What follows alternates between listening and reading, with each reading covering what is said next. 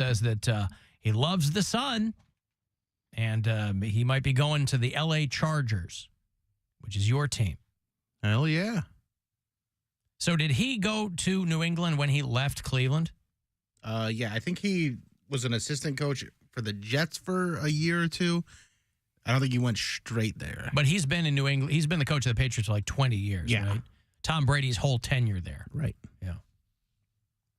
Alan, can a man perform CPR on another man in Murfreesboro, Tennessee? Or do you have to find a woman to do it? Yeah, I mean, I don't know. I mean, choking's gay anyway, so, like, you probably shouldn't even... Well, I guess that's Heimlich maneuver. Yeah, that's pretty gay. It's a pretty gay thing to do. Okay. What do you say? Oh, I'm sorry. Like, a real man just breathes the air. Like, what are you just going to let something in the way stop you from breathing? You breathe around it. What did you say, Poundcake? What about a male masseuse or a masseur? I don't know the proper. Oh, yeah, definitely. A masseur? Can't do that. Can't. Like, is that gay anyways? Like, when you go, do you have to get a woman out? Only if you finish. I mean, do you have to what? Do you have to, for you, because I've never had a massage in like a salon, or I don't know where a massage place? Parlor? Yeah, I've never. Parlor. Well, I don't know. It's got the double swinging doors when you walk in. A massage parlor. No, the main person I go to is a guy.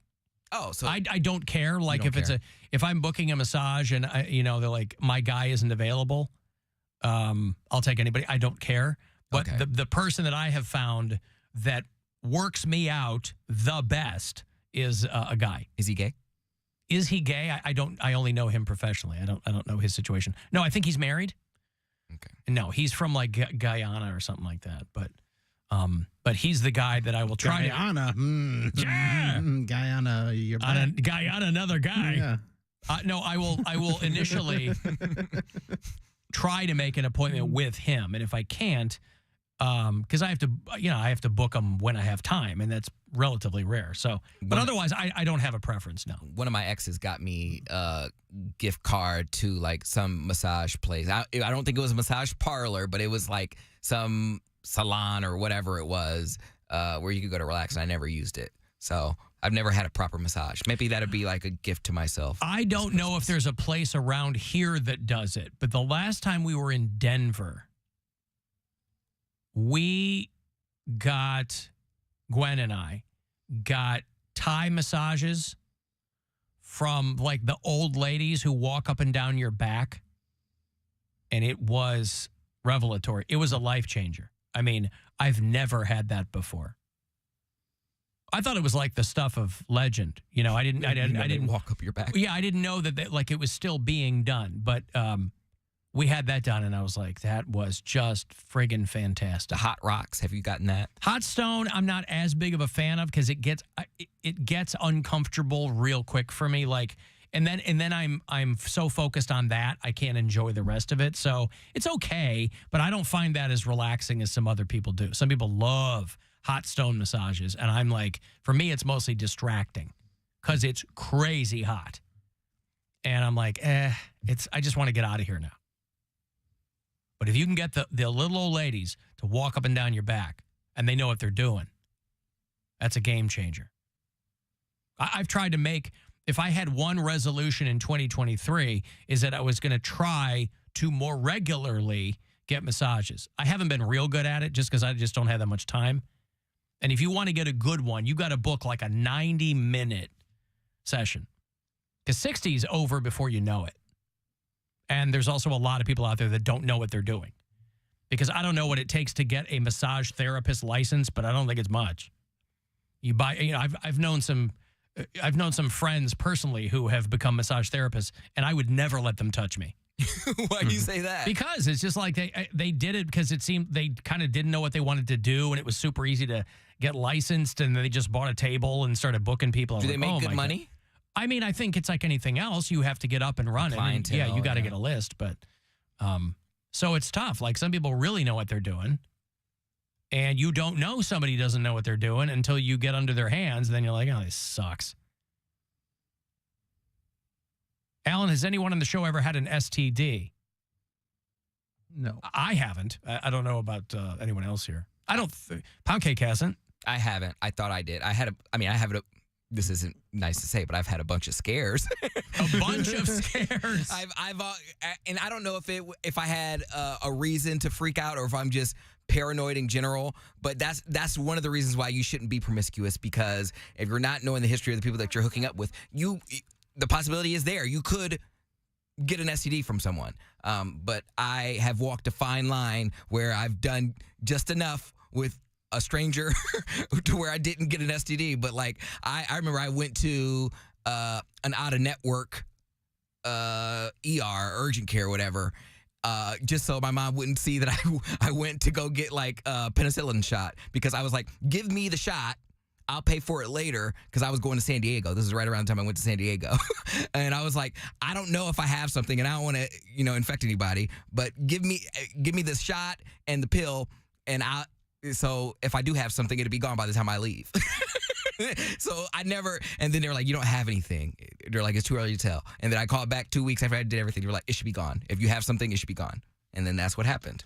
Well, it is funny how, for people who are all skeptical about how quickly they developed a COVID vaccine, that's not a standalone thing. First of all, that was a multinational effort. Right. But when there's enough pressure and there's enough incentive, they can develop stuff pretty quickly. It was just the beginning of this year where they were like, there's a super strain of gonorrhea that's in the U.S. and no antibiotics can treat it. There's no drugs to evade it. If you get it, blah, blah, blah. Well, they just dropped a drug for super gonorrhea. Hey. So if the incentive is there, and it's always financial, boy, do they come up with stuff fast. Yeah. Because they know they're going to be dealing with a lot of people that need that. I just remember that one song from when I was a kid. Well, I'm clapping my hands. Well, that looks like fun. It is fun. You should try it, Levi. All right, I'll try it. How's it go? It goes like this. I've got the clap and I'm giving it to you. I've got the clap and I'm giving it to you. I've got the clap and I'm giving it to you. Who's got the clap? I do. Well, that looks like a lot of fun. I want the clap, too. It's really easy. Anyone can get the clap. I've got the clap and I'm giving it to you. And then we'd just go around the room and we'd pass it from kid to kid. We would touch hands and then they had the clap. It's like the cheese touch from Diary of a Wimpy Kid. Yeah. Except we wanted the clap. You don't want the cheese touch. Speak for yourself. Yeah, there was a time where whenever I would shave too close and I would get like a bump or something, I would think, I'm like, do I have something?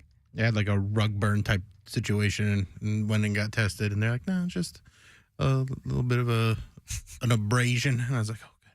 Yeah, I think I had, I don't know if this is the right word for it, but like a skin tag that I was curious about, and I didn't want to go, because even when I went to that urgent care, they still ended up billing back to my mom's house, and she was like, what's this? So I was like, I'm not even just about to lie to you. So then I had a skin tag or something that I wanted to check out, and I didn't want to pay for it. So I was like, Mom, can you look at this?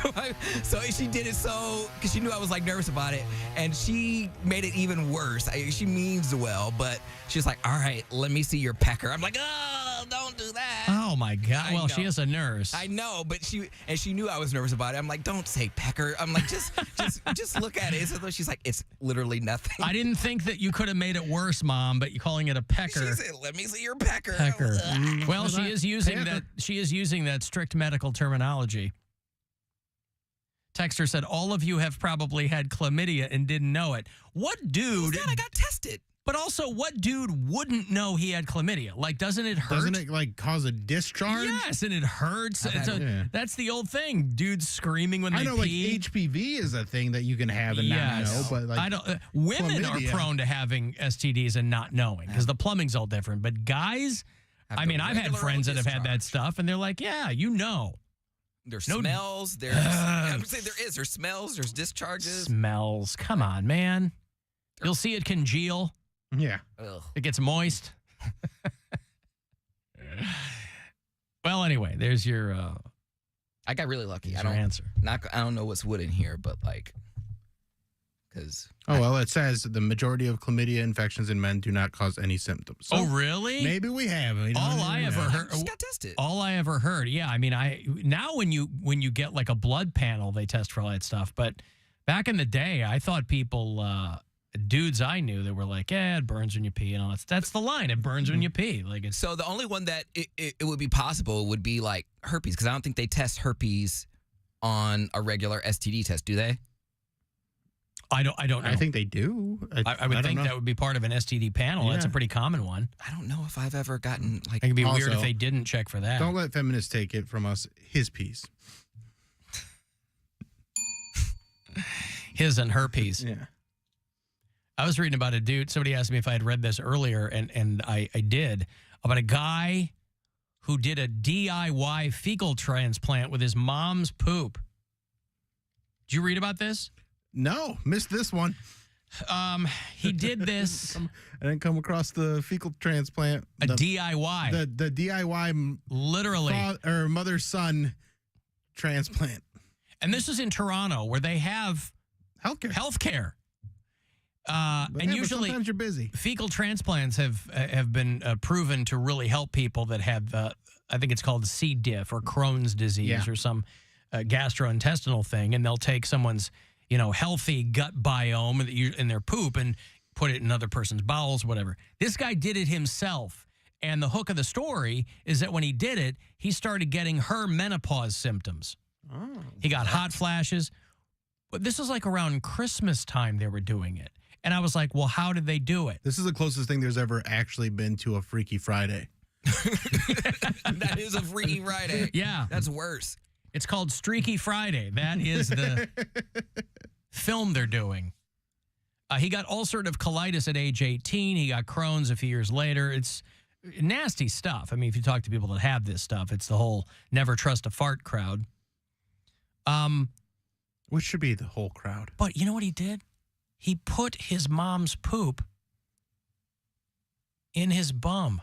Yeah, that's what a fecal transplant is. Right, but they usually give it to you in like pill form, right? They powder it. Oh, I don't know. Yeah, I think that they like freeze dry it, and then you're taking he doesn't supplements. have that. He's a man of That's what I'm limited saying. means. Wow. He's got to get a little more creative. The first ever FDA approves the first ever fecal transplant therapy as an enema. So over the counter maybe. But this dude, so he starts getting his mom's, I mean, that is pretty wild. He started getting his mom's menopause symptoms. But Canada, bro. I mean, go to the hospital and because poop can transmit high levels of hormones. So he started getting his mom's hot flashes. Hey, Mom, you got that poop? God bless. So, yeah, I did see that. That's wild. What's it called again when you put poop in a jar and bury it and then you what's it called? You try to get high off of poop. Jenkum. Oh, That's what it Jenkum. is. Oh, it's like prison wine or something, right? No, it's not wine. What's the wine it's stuff? like you huff it and it gets you all. Yeah, it's like fermented. Yeah, we've talked about Jenkum fermented before. poo. Dude, people, I don't want to ever get so desperate to where the only like relaxation, happiness I get out of life is huffing poop. Yeah, but didn't it start like overseas, like really poor countries were doing it? Like they're like, I need to get out of my own head because I'm in the middle of a, I don't know, But how do they know? genocide or something. How did and, they you know? Who was the first person to test that? Like, I'm going to poop I in a don't know. jar, People- bury it. People get bored. People get And they creative. And they found out. No, but not even bury it. It was probably people are pooping outside. Mm-hmm. And if it sits there for a while, it's going to ferment. It's going to be in the sun. And somebody probably walked by and started Whoa. seeing things. They're My like, eyebrows whoa. are falling off. Right. Let's huff it. Start getting high as balls. You know, like the cartoon stink lines were coming up off the poop. This is making me dizzy. Yeah. So, I mean, if you're sniffing it, what are the dangers of that? You're not ingesting it, really. You're still ingesting Fecal matter. fumes. But how would that hurt you, like, health-wise? I don't know, man. How? Go huff the exhaust from your car and tell me how that will But that's hurt you different. health-wise. I think it was also kind of the early days of the internet that made it sound like everybody's was kids were doing- doing Jenkum. Right. And they were like, there's just not any research to support that. But yeah, I Jenkum. Jankum damn near killed him. Yeah. An apartment building in Fort Pierce, Florida in 2010 was condemned after police found leaking containers of human waste in a unit. The police speculated the tenant was manufacturing Jenkum. Had to leak. Like, it was overflowing, or did Jenkum, you're a Jenkum microbrewer. I grow my beard out. Still smells better than an IPA. Because it's also one of those things where, even though it's probably not true, somebody will do it. You know, once it makes it around the internet, you have kids going, let's do it. Let's poop in the sun, see what happens. And the next thing you know, because I don't ever recall any, I don't ever think it got to the point where there were like anti-Jenkum advertisements. Because one, it's labor intensive to get high. I feel like if you want to get high that bad, you deserve it. You're sniffing poop, bro. Like, no one's going to stop you. Just do you. I learned it from watching you, Dad. You were in the bathroom. You had all that Taco Bell. Yeah. I'm pro Jenkum. Yeah. Pass a law. And I don't care who knows. Pass a law, and people want to get high off of Jenkum. I say let them get high off of Jenkum. If you want to work that hard that's how to get a high. That's how all the human poop punishment on the fits sidewalks. the high. That's right. I was going to say, that's how all the poop on all these city streets get cleaned up, is because everyone's getting high off of them. The Jenkum trade is going through the roof. Partnership for a Drug-Free America is going to have advertisements. Where did you learn? The guy opens up, because what was the old commercial? There was like a cigar box full of weed or something. And the dad comes in. He goes, I found this. How did you? I learned it from watching you. And like, instead he comes in with a jar of poop. And he goes, what is this? now I learned it from watching you, Dad. I learned it from watching poo. Yeah. now addicts aren't even going to be like coming up to you on the street asking you for money anymore. You know what they'll probably ask, Alan? What's that? What would they say if they're looking to get high off of Jenkum? What would they say to a stranger? I don't think I have that one anymore. You don't have that anymore? No, let me watch you poop. Oh, wow. Okay. Oh, maybe I do. Let me watch you poop. Hey, I had it. Couldn't remember what I had and what I didn't have. Let me watch you poop. Let me sniff it. I'm a Jenkum manufacturer. How do you like that? Yeah, that's right.